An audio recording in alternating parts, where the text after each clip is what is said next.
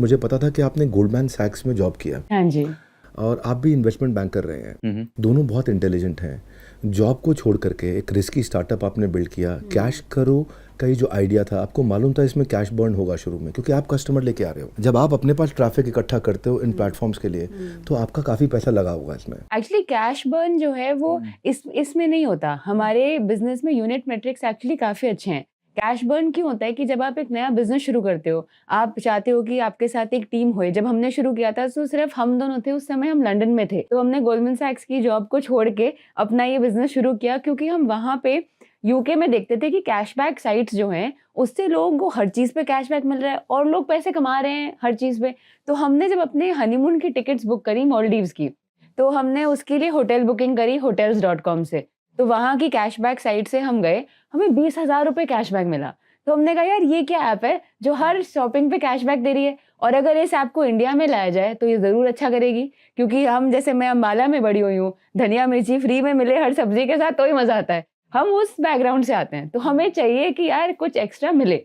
तो हमें लगा कि यही चीज़ इंडिया वालों को ही तो हम दे रहे हैं कैशबैक के थ्रू, कैश करो के थ्रू। तो हमने फिर कैश करो यहाँ इसीलिए लॉन्च किया कि एक प्रोडक्ट मार्केट फिट सही दिखी इस कंट्री में।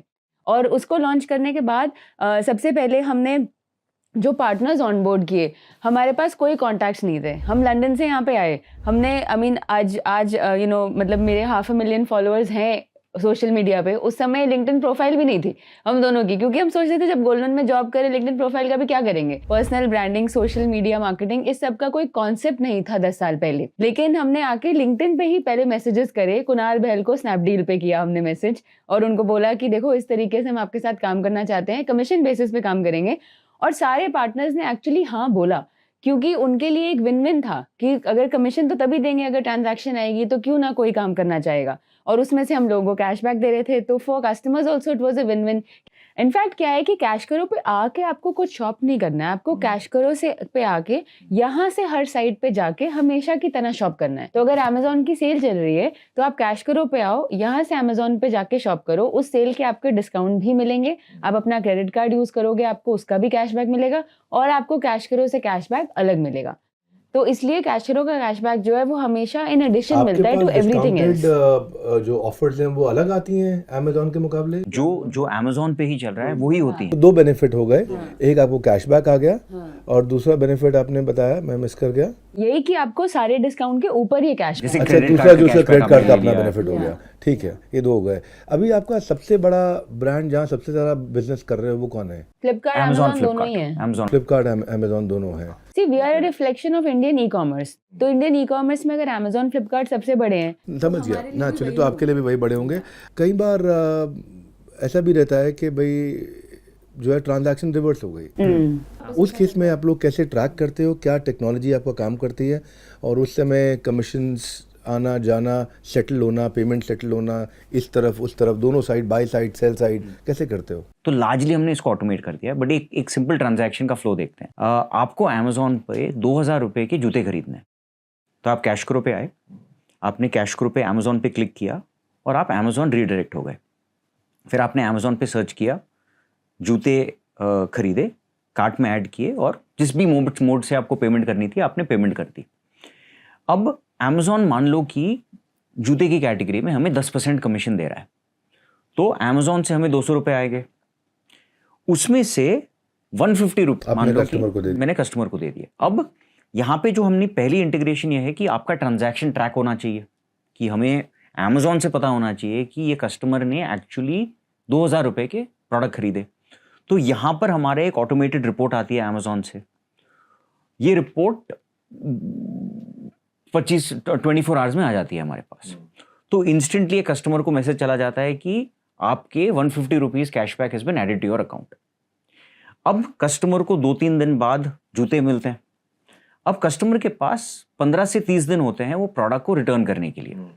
तो अभी आपके कैशक्रो ऐप पे ये दिखता है कि आपके पास 150 रुपए हैं, बट ये पेंडिंग स्टेटस में है, क्योंकि आप रिटर्न कर सकते हो।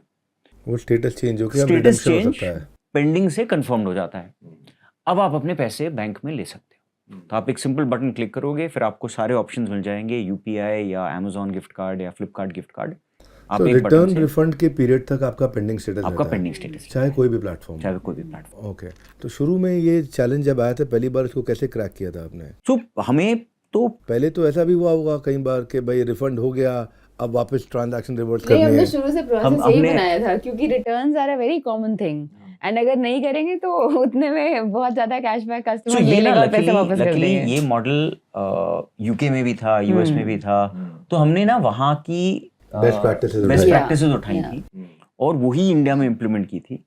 तो शुरू से ही हमने ये सिस्टम अच्छे से बना दिया था क्योंकि हमें पता था कि ये बहुत ही पेनफुल हो सकता है अगर ये गलती हो जाए तो। आपका बैकग्राउंड फाइनेंस का था? हाँ जी। आपका भी बैकग्राउंड फाइनेंस फाइनेंस का का था? दोनों ने टेक्नोलॉजी की पढ़ाई नहीं करी, नहीं, तो टेक टीम के साथ काम कराने में मुश्किल आई होगी? हमारी पहली गलती यही थी क्योंकि हमने जब बिजनेस लॉन्च किया लंदन में तो हमने सोचा कि टेक्नोलॉजी पार्टनर कर लेंगे, तो हमने एक कंपनी के साथ पार्टनर किया जो एक्चुअली बाकियों के लिए भी किसी और कंट्रीज में भी कैशबैक साइट बना रही थी, तो हमें लगा कि ये तो ठीक रहेंगे पार्टनर, तो उनके साथ किया और 2 महीने में भी दे वाले लाइक अच्छा अभी ये दिखाएंगे, अब ये होगा, फिर 4 महीने हो गए, फिर ये दिखाया, प्रोडक्ट बहुत बेकार सा, मतलब 9-10 महीने लग गए उनके साथ। और फिर हमने सीखा कि जो आपके लिए कोर है as business, we are going to be a technology company because technology has to win this race. It can't be only on marketing or anything else.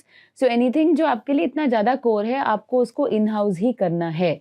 तो तभी हमने उसके बाद अपने CTO को हायर किया, पूरी टेक्नोलॉजी टीम उनके अंडर बनाई और उस दिन का आज का दिन है। आई थिंक हमने टेक का कुछ भी आउटसोर्स नहीं किया उसके बाद बिकॉज वी जस्ट लर्न कि वो नहीं हो सकता। चेंज हुए होंगे? वही है हमारे Same साथ। CTO? हाँ, अभी 12 साल तक? से वही है। 12 साल से? Yeah. Wow, no this is a big thing. Yeah. 12 साल से वो आपके साथ है। Yeah. आपने उनको कुछ कैप टेबल में इजी पार्टिसिपेटिंग विद यू क्या? हाँ, he has equity. कितना इक्विटी है उनके पास, if you like to share?